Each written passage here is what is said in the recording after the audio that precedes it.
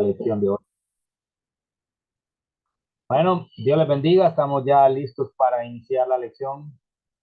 Hoy vamos a ver el tema acerca de Satanás y sus demonios. Para eso vamos a usar referencia el libro de Apocalipsis, porque ahí está basado, ¿verdad? En el libro de Apocalipsis, capítulo 12, versículos 7 al 11.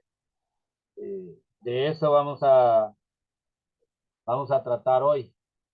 Entonces necesito que abran sus Biblias. Mi hermano Manuel me lee, por favor, Apocalipsis 12, 7 al 11.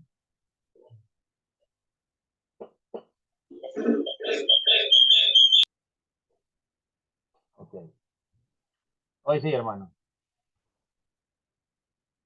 Encienda otra vez un micrófono. Listo. Bájale un poquito al parlante. Ahí estamos. 12, 7 al 11, ¿va? Sí. Y dice, después hubo una gran batalla en el cielo.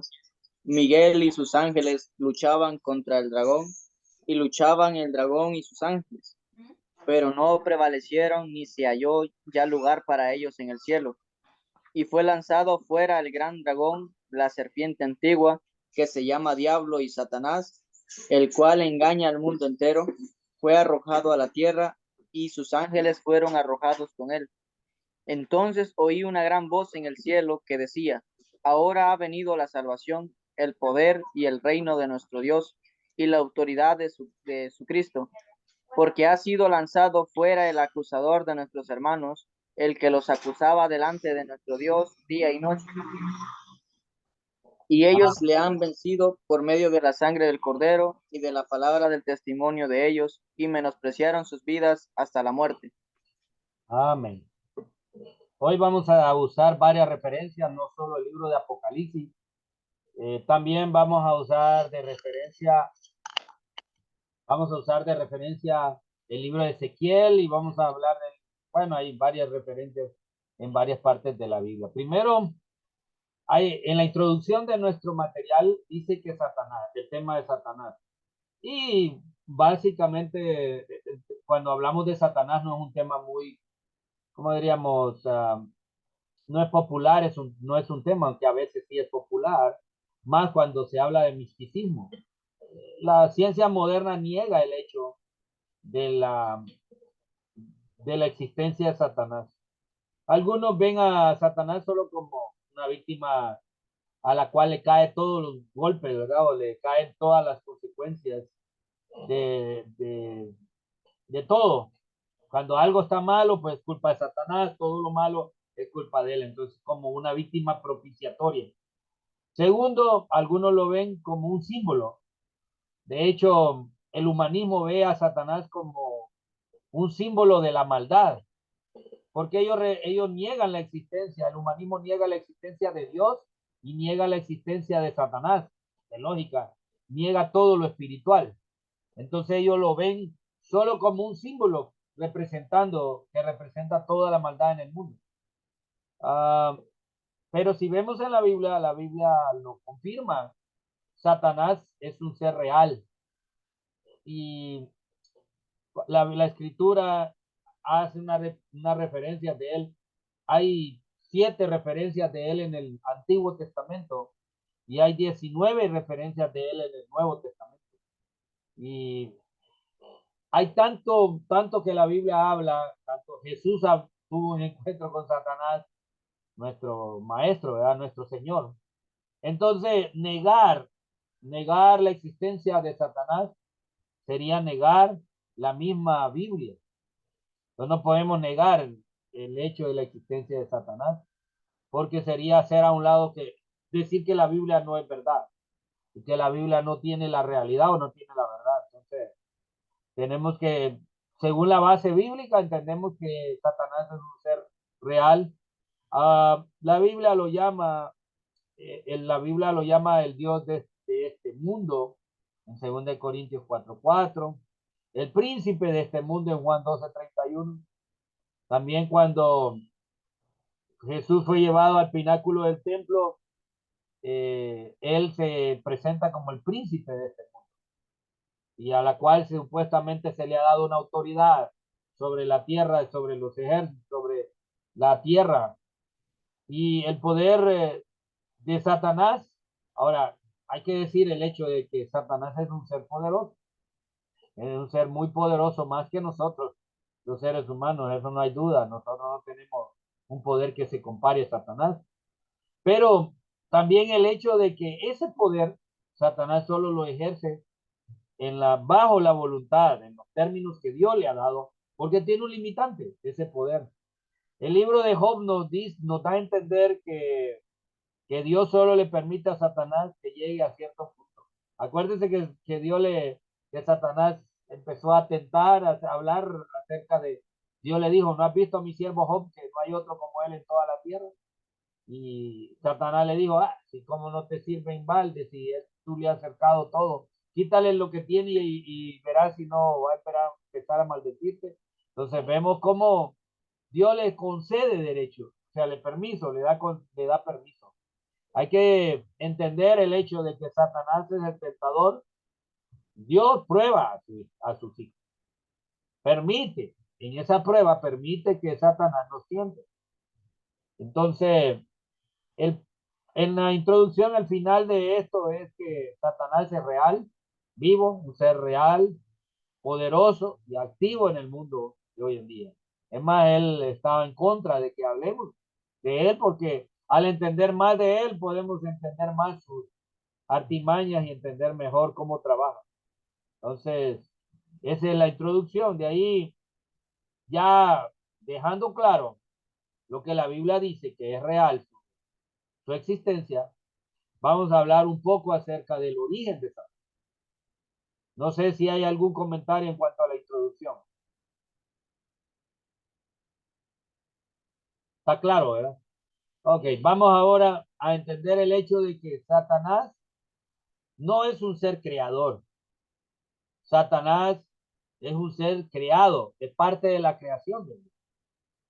¿Por qué, por qué llegamos a la conclusión que Satanás es un ser creado? Primero, porque no es autosuficiente, o sea, él depende de todo alrededor para poder subsistir. Eso es, no es autosuficiente para existir. Él necesitó haber sido creado para existir. No es eterno debido a que que fue creado, pues tiene su fin, la Biblia lo habla. También es limitado en cuanto a su poder y también no tiene un poder infinito, sino es finito, o sea que tiene límites, su poder. Ah, ahora, también la Biblia nos dice que hubo un tiempo donde Satanás no existía y de un momento en que empezó a existir. Por eso nos vamos a basar en lo que la Biblia nos dice en el libro de Ezequiel. Ahora vamos a usar de referencia el libro de Ezequiel y ahora hermano Héctor me va a ayudar a leer algo. Libro de Ezequiel, capítulo 28, versículo 1.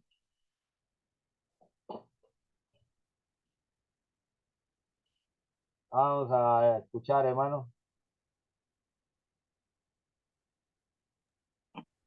28:1. Sí, ¿Hasta dónde? solo vamos a leer hasta el 4, Hasta el 4, va. solo para hacer una referencia y de ahí solo vamos a hacer referencia. Dice ahí, vino a mí palabra de Jehová diciendo, hijo de hombre, di al príncipe de Tiro, así ha dicho Jehová el Señor, por cuanto se enalteció tu corazón y dijiste, yo soy un Dios, en el trono de Dios estoy sentado en medio de los mares, siendo tu nombre y no Tu Dios. hombre, siendo Perdón, tu sí, siendo hombre. tu hombre y no Dios. Y has puesto tu corazón como corazón de Dios. He aquí que tú eres más sabio que Daniel. No hay secreto que te sea oculto. Con tu sabiduría y con tu prudencia has acumulado riquezas y has adquirido oro y plata en tus tesoros. Mire, en los primeros, vamos a decir una realidad, en los primeros 11 textos, 11 versículos de este capítulo 28. Dios está dando una profecía a través de Ezequiel acerca de un rey. Y este rey era el rey de Tiro. Era el príncipe, un rey llamado príncipe de Tiro. Algunos dicen que no existió, pero sí existió. Era el famoso reinado en Tiro y Sidón. Ahora, era un hombre que fue exaltado, llegó hasta un nivel alto, pero al llegar a un nivel alto, su corazón se enorgulleció. Ezequiel hace una comparación aquí, usando un ejemplo terrenal, comparándolo con otro ser aquí.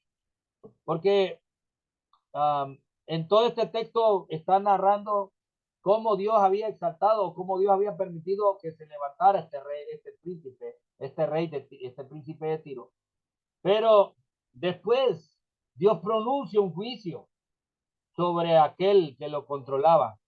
Y dice versículo 6, por tanto así ha dicho Jehová el Señor. Aquí ya viene la declaratoria de Dios de juicio. Por cuanto pusiste tu corazón como corazón de Dios.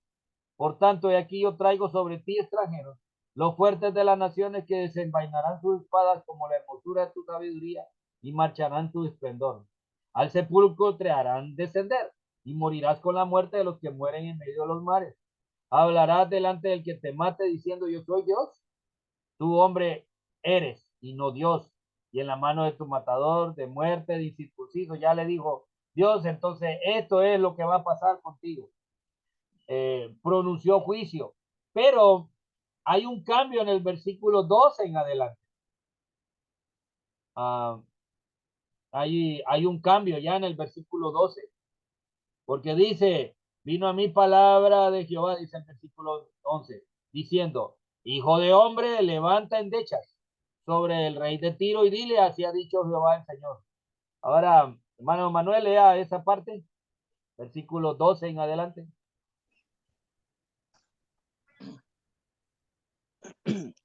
Hijo de hombre, levanta endechas sobre el rey de Tiro y dile, así ha dicho Jehová el Señor, tú eras el sello de la perfección, lleno de sabiduría y acabado de hermosura. Continúo. Sí. En Edén, en el huerto de Dios estuviste, de toda piedra preciosa era tu vestidura, de cornerina, topacio, jaspe, crisólito, berilo, ionice, de zafiro, de carbunclo, esmeralda y oro. Los primores de tus tamboriles y flautas estuvieron preparados para ti en el día de tu creación. Amén. Ok. ¿Se fijan, hermanos, cómo hay un cambio en del versículo 12? Primero, Dios le dice a Ezequiel, levanta endechas.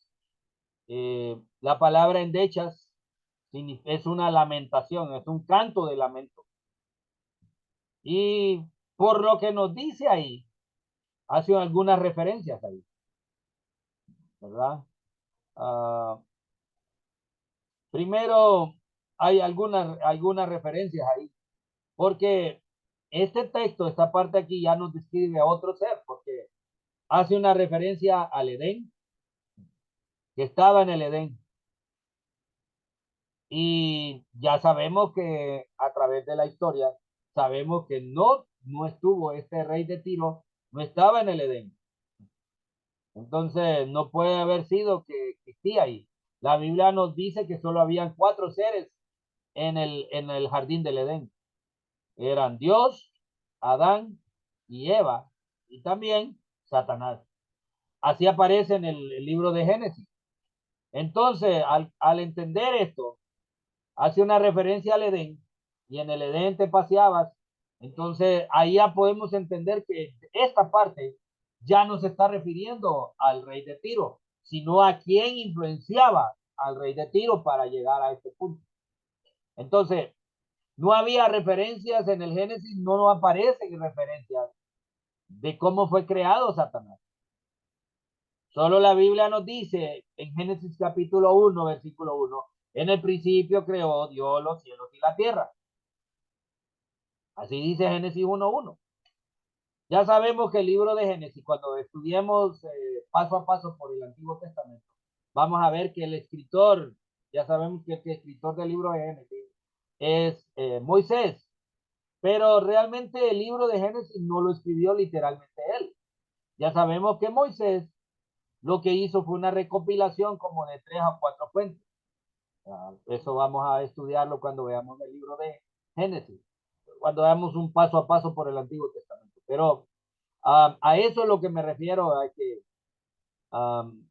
no dice el libro de Génesis cómo fue creado. Entonces ahora, a través de algunas profecías que nos damos cuenta, aquí en este capítulo, capítulo 28, versículo 12, ya nos está hablando de una endecha sobre el rey, pero está haciendo, ya no está refiriéndose al rey de Tiro, al príncipe de Tiro. Ahora está hablando de Satanás, porque era el único que estaba, el diablo era el único que estaba en el Edén. De hecho, la palabra Satanás viene de la palabra hebrea Satán, que significa adversario. Y la palabra diablos, que son los dos, el diablo, que son los dos términos que más se usan más cerca de nuestro enemigo. La palabra viene del griego diablos, que significa calumniador.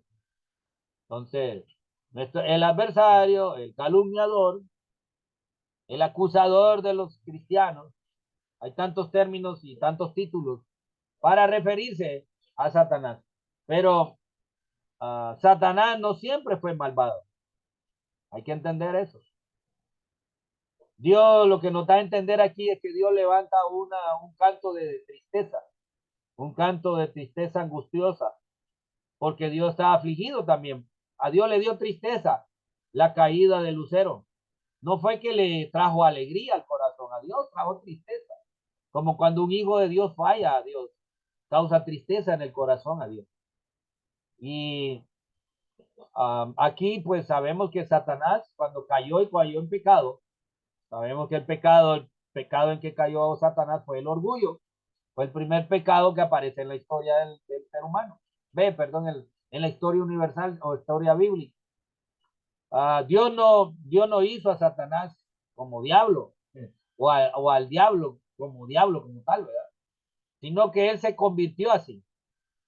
Dios lo hizo un ángel y la Biblia lo llama Lucero.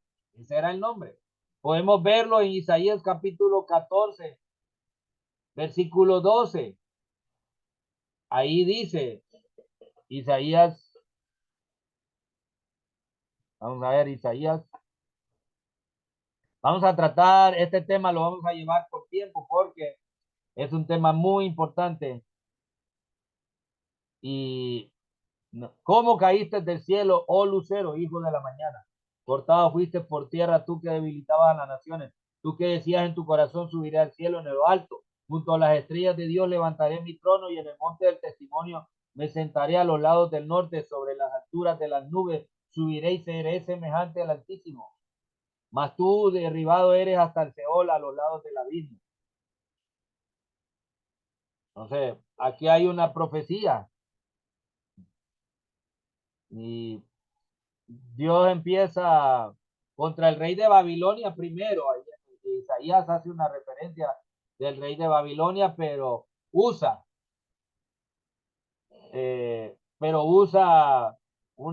esa comparación de Babilonia como el rey de Tiro para referirse a Satanás. Entonces Ezequiel nos describe algunas características de Lucero. Ezequiel 28:12. El profeta dice que el lucero era el sello de la perfección. O sea que Satanás era perfecto en su creación. Era un ejemplo perfecto de lo que debían de ser todos los ángeles. Y además del mismo Dios, no hubo uno más grande que el lucero. O sea, lucero estaba frente. Ya lo vamos a ver aquí también más adelante. Entonces era el sello de la perfección. Fue un ser creado perfecto. Y tenía algunas características que lo hacía perfecto. en cuanto a su creación. El versículo 12 nos dice que era lleno de sabiduría. La palabra sabiduría quiere decir también ciencia, entendimiento e inteligencia. Entonces Dios lo dotó con ciencia, con entendimiento y con inteligencia. Ahora entendemos por qué, como dice el dicho, más sabe el diablo por viejo que por diablo. El diablo fue creado en perfección. Fue creado con sabiduría. Por eso su mente estaba delante de otros, porque había sido creado. Dios, suponemos que era el ser más sabio de los que había creado Dios. Tercero, el versículo 12 nos dice que él era acabado de hermosura. Ahora, primero dice que él era el sello de la perfección. Segundo, lleno de sabiduría. Y tercero, acabado de hermosura. O sea, él, como ángel, era un ser hermoso. Era lo más bello que Dios había creado a Lucero.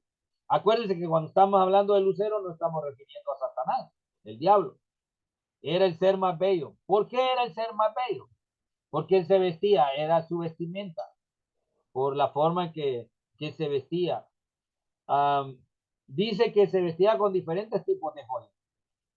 Yo tuve la oportunidad una vez de ver una presentación o entrar a un lugar, en los estados miré un lugar había una presentación de diferentes diamantes.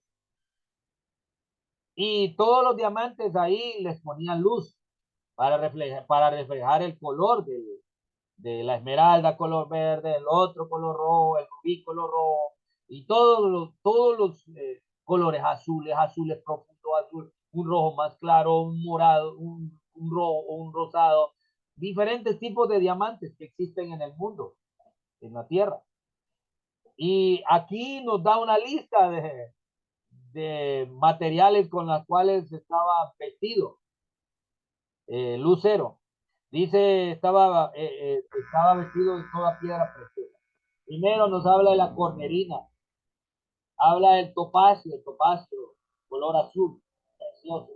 El jaspe, un color rojizo, pero claro. El crisólito, ya un color como gris, claro. El berilo, el ónice, perdón la palabra, la O lleva acento.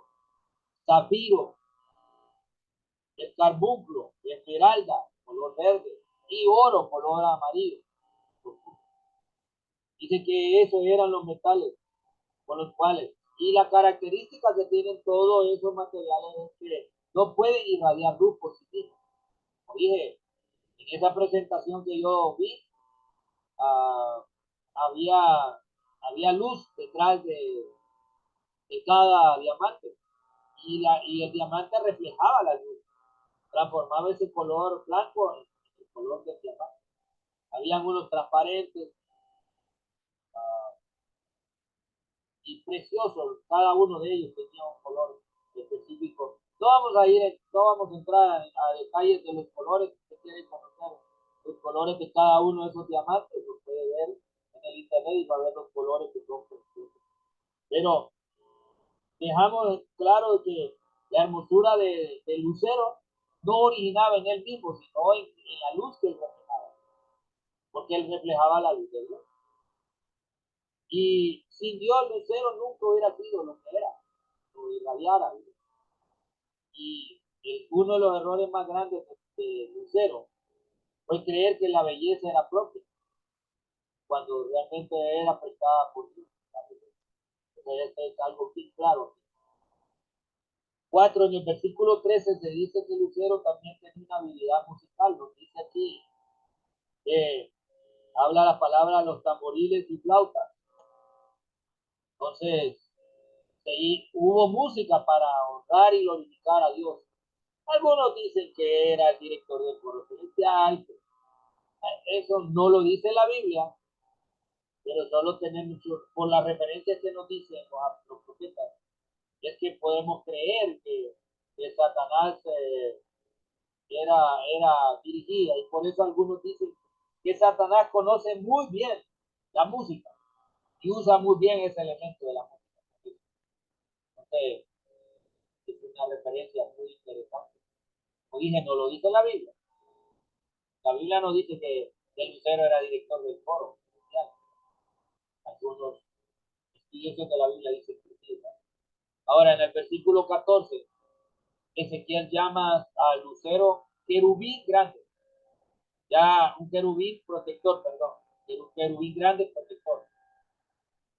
Ya vemos que dentro de los ángeles son como, era una estructura, son como una estructura militar. Tenían diferentes grados. Hay diferentes grados de ángeles y hay diferentes tipos de ángeles, porque cada uno de ellos cumple una función diferente. En el caso de Lucero, el grado el tipo de ángel que él era un querubín, y era el grande, era el querubín más grande, porque era muy especial, porque el propósito de los querubines es estar enfrente de la presencia de Dios. Algunos dicen que todos los querubines que estaban sirviendo a Dios fueron tentados por Satanás. Pero no, la Biblia sí hace una referencia a la cantidad de ángeles, pero ya vamos a hablar de eso. Pero el propósito de ellos de los querubines, es mirar al trono de Dios y guardar la santidad del omnipotente creador. Entonces, Lucero era un ángel con el privilegio de permanecer frente al trono de Dios. Y el término grande que quiere decir que él era principal de los querubines, una autoridad grande ahí en el trono de Dios. Y finalmente Ezequiel dice también que el lucero moraba en el santo monte de Dios. O sea que él tenía acceso total a la corte real y a la presencia de Dios. Por eso lo vemos en el libro de Job. ¿Han leído en el libro de Job cuando Satanás llegó con los hijos de Dios? Hace referencia al libro de Job. Que Satanás entró junto con ellos porque Satanás tenía esa autoridad, tenía esa autoridad de entrar al trono de Dios porque él aparenta de luz. Ahora ya no es ángel de luz, él aparenta. Ahora, originalmente Satanás fue creado por Jehová como un ángel muy increíblemente maravilloso. Entonces, aquí vemos un poco de el origen y cómo estaba formado y qué era el adorno. Preguntas, comentarios aquí. Ya tenemos menos de 10 minutos para terminar esta sesión. Entonces lo llama querubín, que era la orden de ángel. Ya saben que la Biblia nos habla de varios tipos de ángeles. Ya lo vamos a ver más adelante. Preguntas. ¿No hay preguntas? ¿Nadie? Ok. Vamos a tratar de continuar y a donde nos diga que vamos a terminar, lo vamos a parar. Ahora el origen, después de hablar del origen de Satanás, hoy vamos a hablar del orgullo de Satanás. Ese fue el problema. Yo creo que para nadie o para ninguno de nosotros sería fácil comprender cómo alguien, una persona que tenía ese poder o que tenía sabiduría, hermosura, talento, autoridad, riquezas y privilegios, que sería aún más. Dice un dicho que ¿qué es lo que rompe el saco, hermano? ¿Te acuerdas cuál es el dicho? La varita rompe el saco. Así dice el dicho. Entonces, podemos imaginarnos, eh, podemos imaginarnos que alguien que tiene mucho quiere más. Algunos diríamos cuando llega alguien de presidente, tiene mucho dinero. Uno dice, tiene dinero, no va a querer hacerse majito, pero normalmente quiere ser majito, ¿verdad? Igual que Satanás. Lo tenía todo, pero todo lo desperdició, todo lo tiró. Lucero por decisión propia, por el orgullo que había en su corazón, echó a perder todos los privilegios que tenía. El resplandeciente, acuérdense que él era resplandecía, dejaba la luz. El resplandeciente se convirtió en príncipe de las tinieblas. Ahora la Biblia dice que es el príncipe de las tinieblas. Antes de la caída del hombre, Lucero optó ir en contra de Dios. Isaías, Ezequiel y Pablo nos explican que Satanás se rebeló contra su creador. Algunos teólogos bíblicos dicen que entre Génesis capítulo 1, versículo 1 y el versículo 2 hay una diferencia de tiempo. Sabemos que el libro de Génesis fue una recopilación. Algunos dicen que hay algunos escritos antiguos que se parecen mucho a la creación, a la narración de la creación. Pues puede haber sido así, ¿verdad? Puede ser, pero ya sabemos que Moisés no estuvo ahí para poderlo escribir de mano edición. Pero Moisés hizo una recopilación de algunos textos de antiguos que narraron acerca de cómo fue creado el ser humano. Pero entre Génesis 1 y 1 dice, en el principio creó Dios los cielos y la tierra. En esta lógica de los teólogos, dicen que Dios lo crea bien y lo crea perfecto. Pero en el versículo 2 dice que la tierra estaba desordenada y vacía.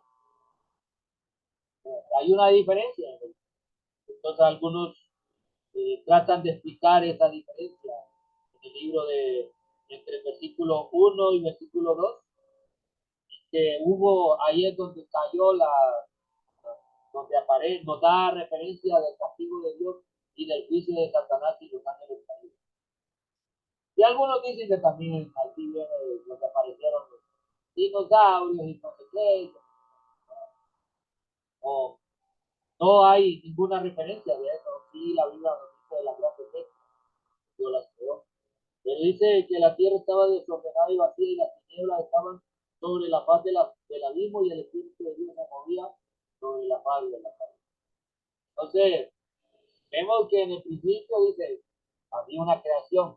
Algunos dicen que hay algunos que le llaman la creación preadámica. Y hay tantas conjeturas que sacan de esos textos. Pero todos son teorías, no es realmente para los que creemos en la Biblia literal, estudiamos la interpretación literal de la Biblia. No, la Biblia no hace una referencia literal. La escuela de enseñanza alegórica, que es la otra escuela de enseñanza. Los bautistas normalmente pertenecemos a la escuela de enseñanza literal de la Biblia. Si la Biblia nos da una referencia, si dice que esto no le vamos a tomar en el sentido espiritual, cuando es algo físico. Entonces, porque la Biblia hace las comparaciones. Sí existen las comparaciones en la Biblia, pero cuando es literal se debe tomar literalmente. Hay referencia. Entonces no podemos hacer ninguna referencia acerca de eso. Pero la Biblia nos dice que él se llenó de orgullo. Así dice el libro de Isaías 14:13. Y aquí nos expone algo. Tú que decías en tu corazón, léalo hermano Héctor, ahí en la página 38. Ahí está un texto, tú que decías en tu corazón. Tú que decías en tu corazón, subiré al cielo, en lo alto, junto a las estrellas de Dios, levantaré mi trono y en el monte del testimonio me sentaré a los lados del norte, sobre las alturas de las nubes subiré y seré semejante al Altísimo. Y este pasaje se encuentra en 5 declaraciones. Gracias, hermano. Hay 5 declaraciones de Joseba. Vemos que hubo un conflicto entre la voluntad de él y la voluntad de Dios. Ya sabemos que Dios no creó robots. Y esto contradice un poco lo que creen los hipercalvinistas. Ellos no creen en la voluntad humana. No existe.